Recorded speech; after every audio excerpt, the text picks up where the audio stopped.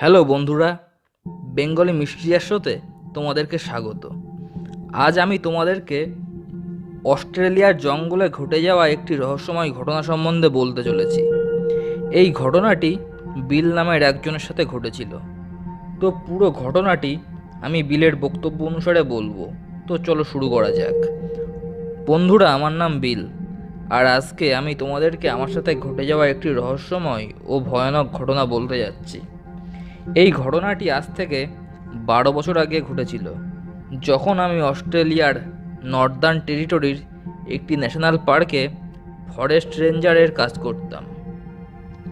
এই ঘটনাটি যখন আমার সাথে ঘটেছিল, তখন আমার সাথে আমার এক সহকর্মী ছিল জেমস, যে আমার 2 বছর আগে থেকে সেই ন্যাশনাল পার্কে ফরেস্ট রেঞ্জার ডিপার্টমেন্টে কাজ করত। তো 12 বছর আগে একদিন আমাদের কাছে রিপোর্ট আসে যে জঙ্গলে ঘুরতে আসা একটি 4 বছরের মেয়ে হারিয়ে গিয়েছে জঙ্গলে। ও তার পরিবারের সদস্যরা ডিপার্টমেন্টে সেই কথা জানায়। তো আমি আর জেমস সেই তথ্য পেয়ে জঙ্গলের মধ্যে যাই ইনভেস্টিগেশন করতে।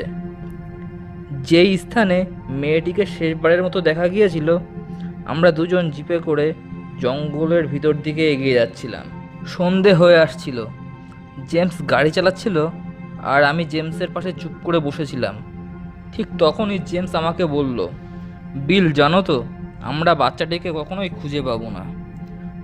তখন এই কথাটি শুনে আমি জেমসকে বললাম, তোমার এমন কেন মনে হচ্ছে আমরা বাচ্চাটিকে খুঁজে পাবো না? তখন জেমস আমাকে বলল, বিল, তুমি লক্ষ্য করে দেখোনি, এই জঙ্গলে হারিয়ে যাওয়া বেশিরভাগ লোককে আমরা খুঁজেই পাই না। তখন আমিও ভেবে দেখলাম, ঠিকই তো, এই জঙ্গলে হারিয়ে যাওয়া বেশিরভাগ লোককে আমরা খুঁজেই পাই না, যাও বা পাই তাও আবার মৃত অবস্থায়। আমি যখন এইসব কথা ভাবছিলাম, তখন আমাদের কাছে রেডিও অপারেটরের ফোন এলো। অপারেটর আমাদেরকে বলল, হ্যালো বিল, জেমস, আমরা বাচ্চাটির লোকেশন জানতে পেরেছি। এই কথাটি শুনতেই আমি রেডিও অপারেটরকে বললাম, আমি বিল বলছি, আমাদের কাছে বাচ্চাটির লোকেশন পাঠান। কিছুক্ষণ পর আবার রেডিও অপারেটর এর ফোন আসে ও সে বলে, তোমরা যেখানে রয়েছো সেখান থেকে 4 কিলোমিটার সাউথে বাচ্চাটিকে দেখতে পাওয়ার খবর শোনা গেছে। এই বলে সে ফোন কেটে দেয়।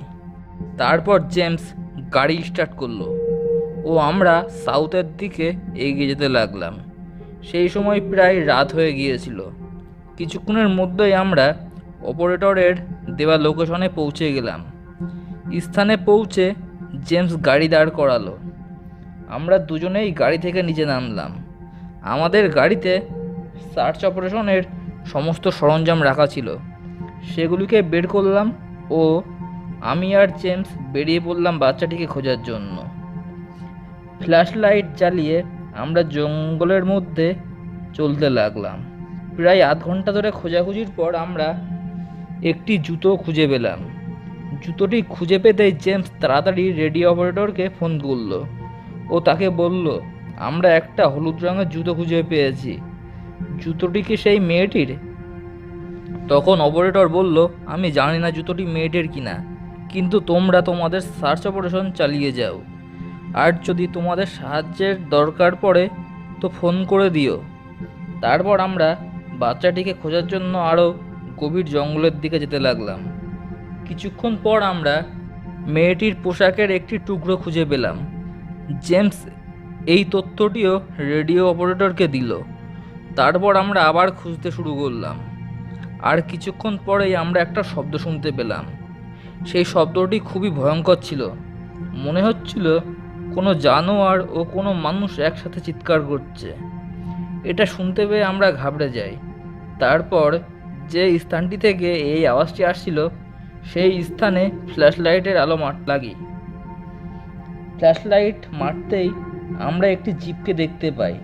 সেটি কোনো জিপ ছিল না মানুষ তা ভালোভাবে বোঝার আগেই জিপটি দ্রুত জঙ্গলের মধ্যে পালাতে লাগলো।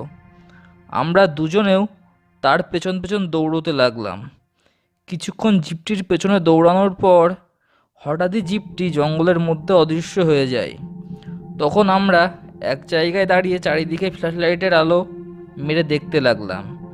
কিছুক্ষণ পরই আমরা আবার সেই আওয়াজটি শুনতে পেলাম ও তারপর শুনতে পেলাম হেল্প মি। আমাদের মনে হলো কেউ সাহায্য চাইছে।